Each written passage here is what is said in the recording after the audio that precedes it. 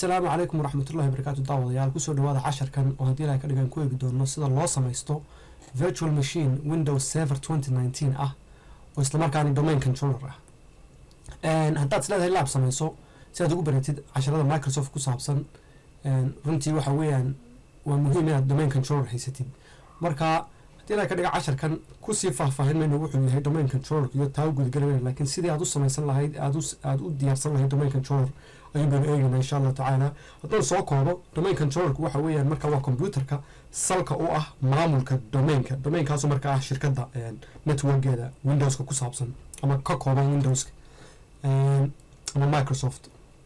haddaba inagu waxaan isticmaalaynaa sidii aad casharada hore ku soo aragteen VMware Workstation. haddii aanad haysan VMware Workstation aan computerkaaga kugu jirin fadlan casharadaydii hore ku noqo ee ku saabsanaa sida loogu shubto computerkaaga VMware Workstation. virtual box ما تستعمله كرتا لكن درسكن وحن استعمالها دي لك كده VMware Workstation. مركا واحد فرصة VMware Workstation كاجا كبعدنا واحد تيجي فايل new virtual machine أو هالكن سرا حتى دونتنا هالكن تابان كرتا create new virtuال machine كا تن أيام تابان إن شاء الله. وهي هاي لما option بيسي advanced يو typical كاين سجدين إن شاء الله تعالى. next one لي هاي operating system ka halkeebaad kaga shubeysa markaa weydiinaya waa iminkaad sii dooran kartaa bartaad kaga shubeysid aniga DVD-gaas ama ISO file-kaas ayaa igu jira oo ah markaa Server 2019kii laakiin waxaan sameynayaa iminka horta iska daayo operating systemka waxaan leeyahay install later sababtoo ah waxaan doonayaa administrator account inaan u sameysto.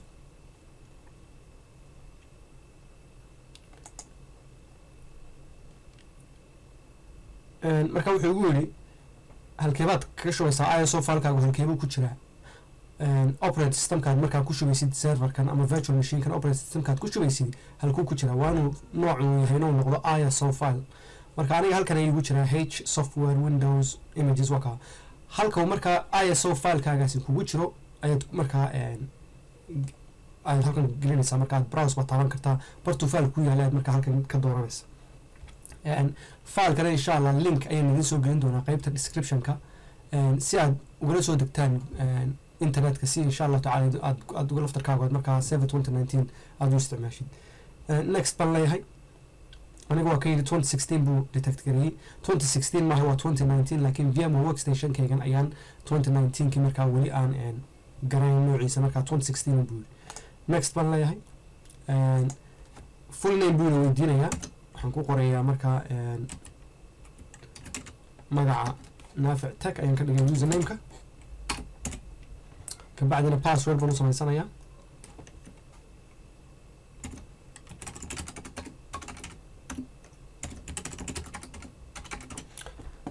haddii aad license kii u haysan ama Windows product kii haddaad haysan waxbaa ka warwarin ka soco insha Allah dhib male waa tijaabin weeyo trial bay ku siinaya Microsoft 180 cisho aad isticmaali kartaa marka operating systemka. marka inagu waxaan leenahay waa 6 bilood marka intaasi inagu waxaan leenahay saasan isaga deynaa bas product kiina gelin mayno marka next baan leenahay. magaca virtual machine-ka maxaad u bixinaysaa marka magaca ayaad u bixinaysaa anigu kan waxaan u bixinayaa serverkan DC1 maadaama uu domain controller noqonayo location kan ku save gareynayana waxa weeyaan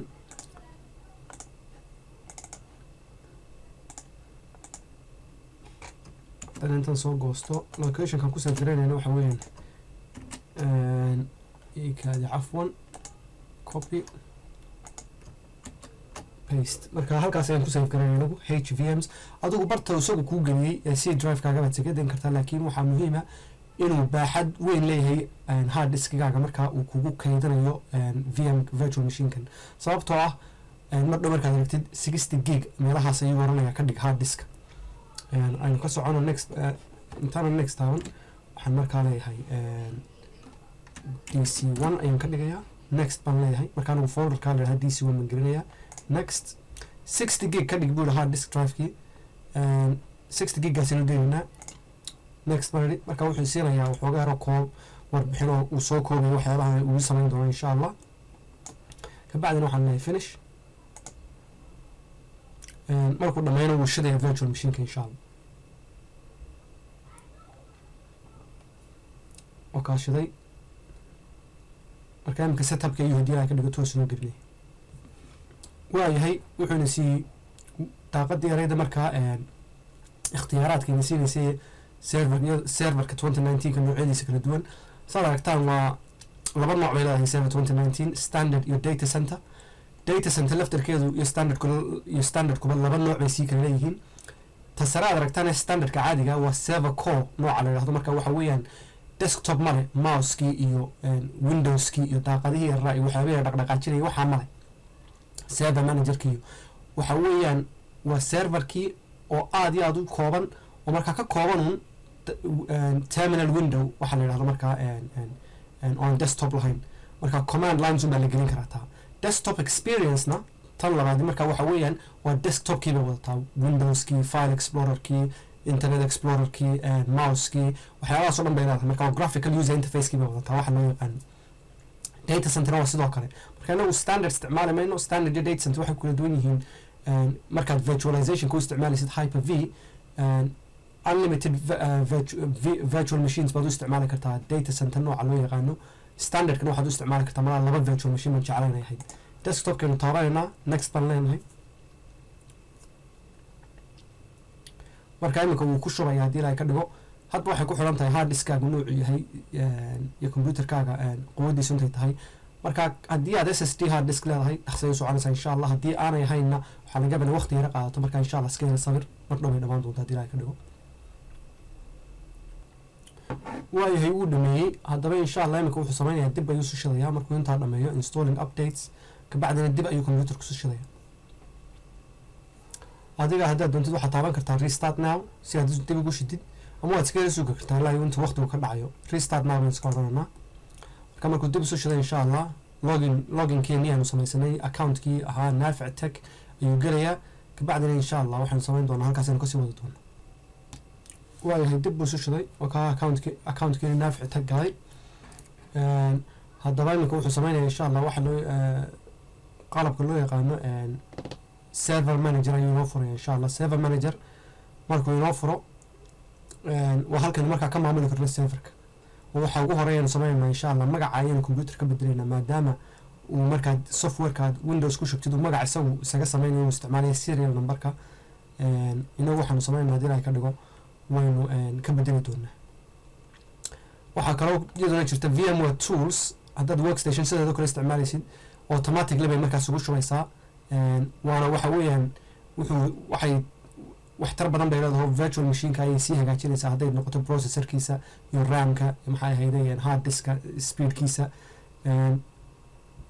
iyo display settings waxaas oo dhan bay ku hagaajinaysaa VMware tools marka iyadana iska daa hadday kuu soo baxdo sidaas oo kale hadday kugu soo baxdo waad iska diinaysaa restart buu yidhi iminka waan ka daynayaa restartka no baan leeyahay sababtoo ah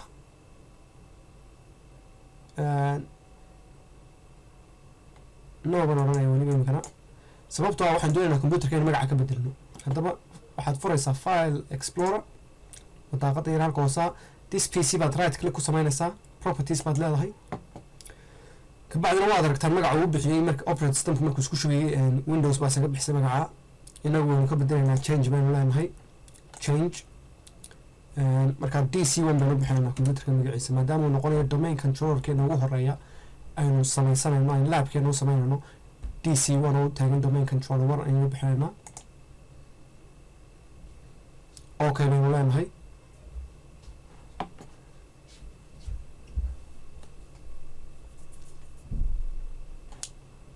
markaad magaca ka bedeshid dib u shid buu koonaya dib ha isu shida computerku okay baan leenahay restart now markaa dib buu isu shiday insha allah waa tahay dib buu isu shiday control alt delete baan markaa taabanayno xaggan sareyno ah passwordkani naafic tech buu weydiinayaa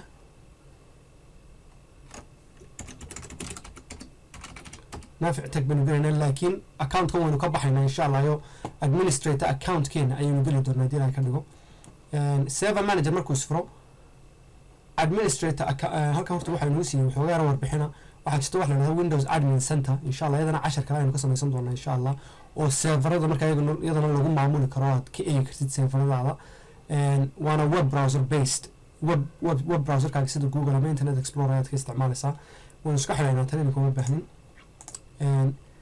laakiin waxaa muhiima in aynu tagno tools iyo maxaa ahayday computer management.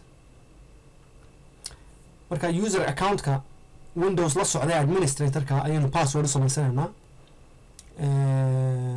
Local users and groups si aynu markaa domainka ugu tagno weyn users baynu tegaynaa. administratorka inta right clickan ku samayno aynu leenahay set password. halkan proceed iska dheh, laakiin passwordkaad u samaysanaysid waa inuu weeraan 10 xaraf ka koobnaado. xarafyadaasoo capital xaraf kor sareeyo capital ah iyo mid lower case oo hoos xaraf yar ah iyo numbers oo matalan 0 ilaa 9 iyo calaamadan xaruuf ahayn oo sida dhibic ama maxaa ahayd calaamad su'aal ama exclamation mark la yiraahdo. calaamad yar oo nooc kale markaa waa la socoto passwordkaaga. marka passwordkaaga gashado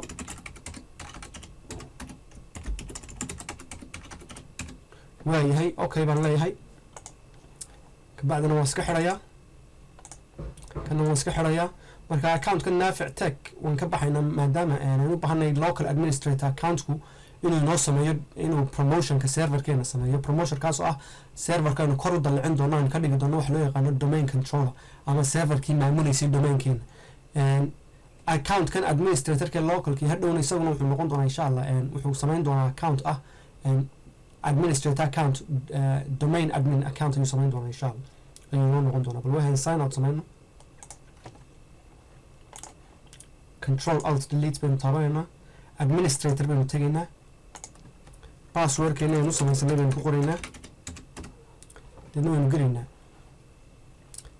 haddaba hadda inoo bilaabaysa insha Allah hawshii ahayd inaanu ka dhigno virtual machinekan domain controller si uu u maamulo windows environmentkeena ama microsoft environmentkeena haddii ilaahay ka dhigo. waxaynu leenahay haddaba manage server manager markaad tagtid add roles and features. kabacdina waxaad leedahay next role based feature installation next. serverkeena baynu sii magaceedii iyo IP addresskeedii next baynu leenahay. active directory domain services baynu nagu baahan iyo toolska la socda. marka waa qalabyada yarara kale la socda. add feature dhinacan waxaad ku arki kartaa markastaad adeegyadan mid taagatid waxoogaa yaroo sharaxaad ayaa ku taala. marka active directory domain services waxay tahay halkaasuu kugu yara sheegaya.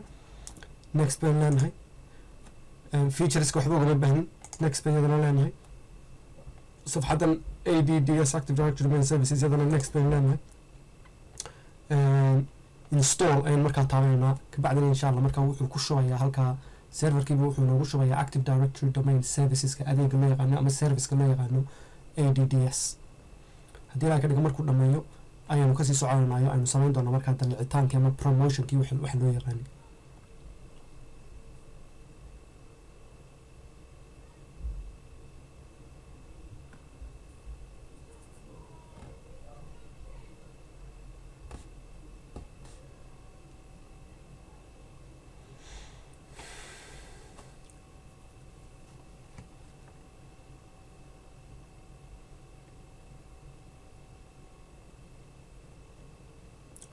waayahay wuu dhameeyey aynu ka soconno. haddaba close baynu leenahay daaqadan yar. haddaba halkan yaraa sala calaamad yaroo digniina oo huruudi aad aragtaan. markaan calaamadaa taabano wuxuu nagu yidhi configuration required. waxoogaa yaroo kale aad u baahan tahay inaad sii dhamaystiran inaad sii samaysid promote this server to a domain controller. marka taasaynu taabanaynaa. wuxuu nagu yidhi ma domain controller in existing forest mise in a new domain to an existing forest or a new forest. new forest baynu nagu samaysanayna maadaama aanay shirkadeenu aanay lahayn wax allaale wax domain ama forest ah. forestku waxa weeyaan marka waa darajada ka sareysa domainka. forestku wuxuu yeelan karaa domaino fara badan sida google.com iyo microsoft.com ayaa one forest keliya ayay noqon karaan. ayay cafwan ayay hoos iman karaan. haddaba forestkeena inagu ama domain namekeena waxaan u bixinaynaa naafic tech aynu isaga ula baxaynaa insha Allah. marka magaca doontada ugu bixi naafic tech baan ugu bixiyey. next baad leedahay. cafwan ikaadi naafic tech naafic tech waxaan ilaalinaa ku daro .com naafic tech.com baad adigu magaca doontada u bixin kartaa. anigu naafic tech.com baan u bixiyey. next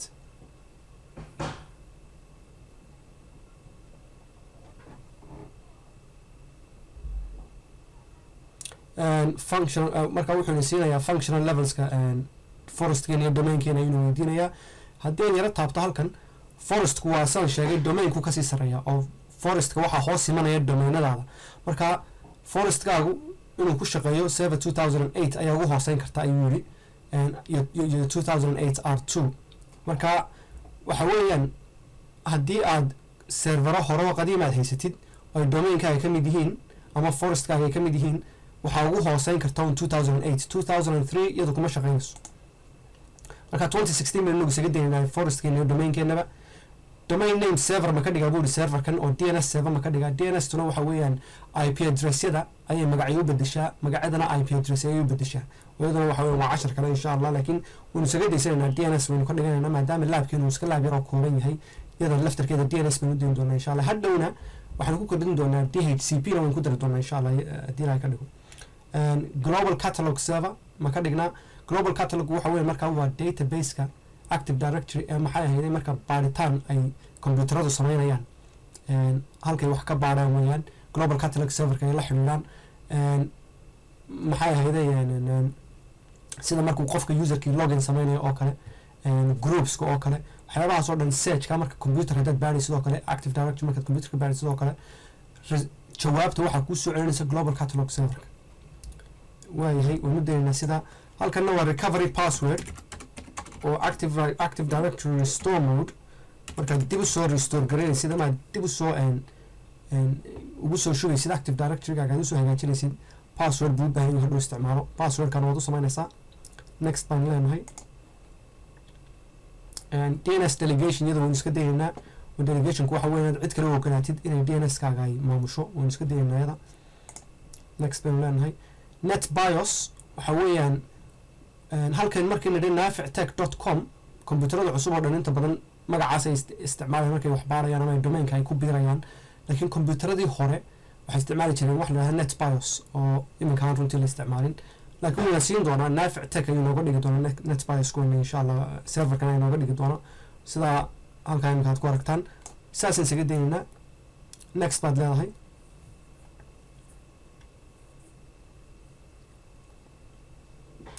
kabacdina wuxuu siiyey meeshii markaa ku kaydinayay active directory database-ka. waxaa runtii good practice ah ama waxyaabahaas fiican ee la samaysta ka mid ah inaad hard disk kale ku kaydisid oo matalan haddii aad drive haysatid sidoo kale inagu halkan sii haysano inaad u bedeshid meel kale si haddii wax kasoo noqdaan hadhow aad soo bixi kartid database-kaaga. inagu lab weeyaan markaa muhiim maaha meeshaan ku kaydinayna drive-ka sidaa way hebel isaga daynaynaa. kabacdina next baynu leenahay. waa tahay xogaara waxaanu sameynayno oo inoo soo rakoobay inuu siiyey. kabacdina next baynu leenahay. imika wuxuu eegayaa inaanu ku shubi karno ama aynu ka dhigi karno serverkeenan domain server domain controller inaan ka dhigi karno inuu eegayaa. kabacdina insha Allah markuu dhammeeyo isagaa inoo ina siinaya ansixidii markaas aynu install taabanayna.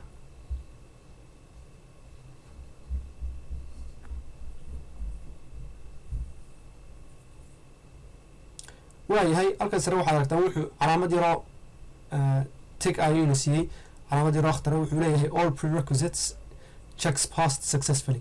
wax alaale wixii looga baahnaa serverkan qaab diyaarinahaayoo dhan way dhamaystiran yihiin. marka insha Allah imika install baynu leenahay.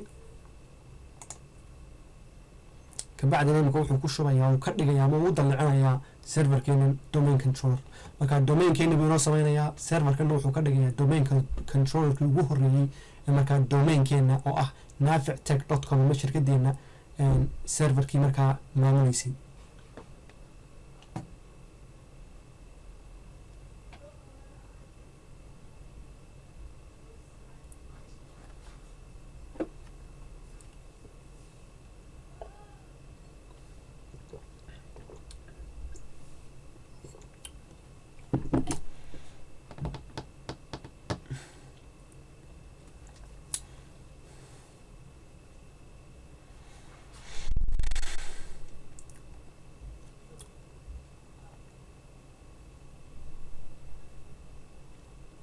waayahay wuu dhameeyey. waxaanu nagu leeyahay dib buu computerka soo shidayaa. haddaba insha Allah aynu iska yara sugnayo intuu dib usoo shidayo oo dhamaystiraya markaa settingkeena.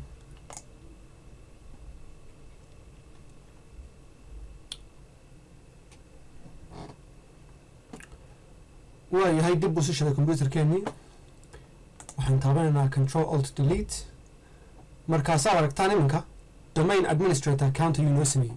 waxaad aragtaa halkan naafic tech oo domainkeenia iyo administrator account. sidaa darteed ban markii hore u isticmaalaynay accountka administrator.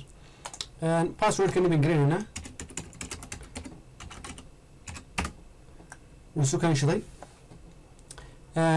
waxaana inoo markaa dhammaystirantay alxamdulilah ku shubitaankii virtual machine aynu ku shubnay VMware workstation.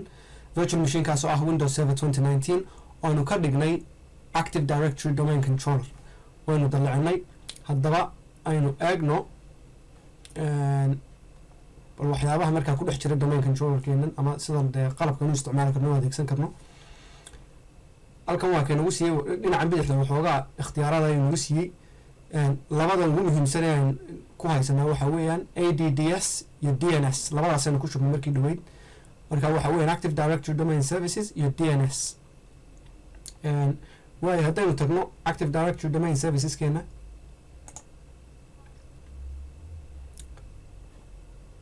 oo kaa magacii domain controllerkeena ayuu siiyey iyo IP addresskeedii. activatedna maaha maadaama aynaan serialkiiga gelin taas iyadu dhib male.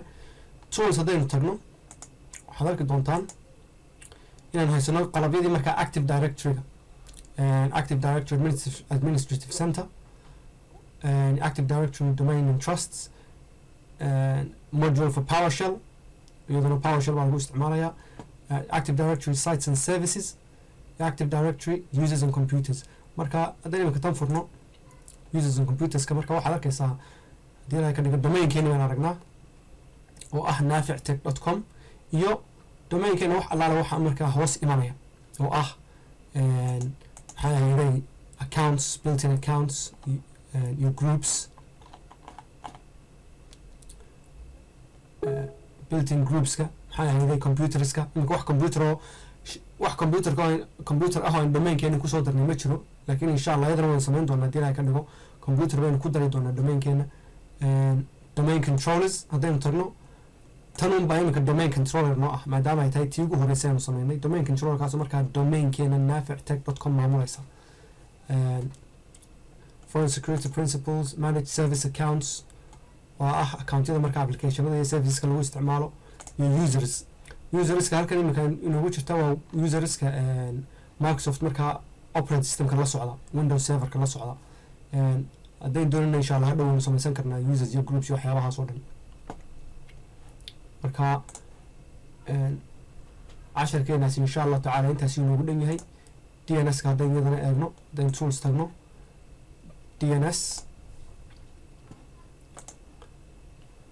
DNS-keenina waa kan. marka waa forward lookup zones iyo reverse lookup zones.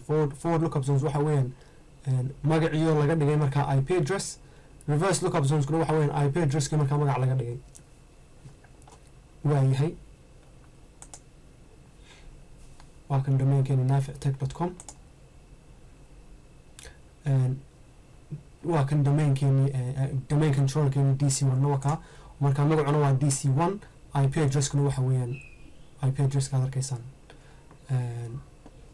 marka haddaynu computerro kala haysan lahayn ama DHCP server ha noqoto ama Microsoft deployment Windows services Windows deployment service ha noqoto iyadana insha allah samaysan doono MDT. halkan ay soo wada geli lahayn magacyadoodii iyo maxay ahayd IP addressadooda. xitaa shirkadda shaqaalaha u shaqeynaya computerrada isticmaalayaan oo dhan magacyadooda IP addressadooda wuxuu halkaasi soo gelaya oo DNS-ka ayaa inoo kaydinaysa. ta keliya aan jeclaan lahay inaan ku dara waxa weeyaan DHCP waayo hadhow waxaan doonaya insha allah markaynu imaging serverkan iyadana aan samaysanayno waxay u baahan tahay DHCP server. marka domain controller keenan ayaan waxaan ka dhigan karnaa domain controller DNS iyo DHCP-ga maadaama laabku iska yahay laab yar oo kooban. haddayn doonayaan sidaa sameyno iyadana insha allahu tacaala cashar kale ayaan ku samayn doonaa laakiin waxa weeyaan sidii hore baynu manage aynu samaynayna deena add roles and features baynu gelinaa haddii ilahay ka dhigo.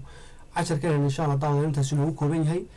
waxaanu samaynay Windows server 2019 aynu ku shubnay VMware workstation keenii serverkii 2019 waanu dalacinay oo waxaanu ka dhignay domain controller inagoo markaa samaysanay domain cusub haddii la ka dhigo casharka dambe waxaanu ku eegi doonaa DHCP ama Dynamic Host Configuration Protocol service ama adeega loo yaqaano sidaynu serverkan laftarkiisa nagu shubi doonaa insha Allah tacaala waxaan rajeynayaa insha Allah casharkan faa'iidaysteen fadlan share gareeyo dadka la wadaaga subscribe ka taabta haddii adan hore subscribe gareyn like ana taabta. Assalaamu calaykum waraxmatullaahi wabarakaatuh.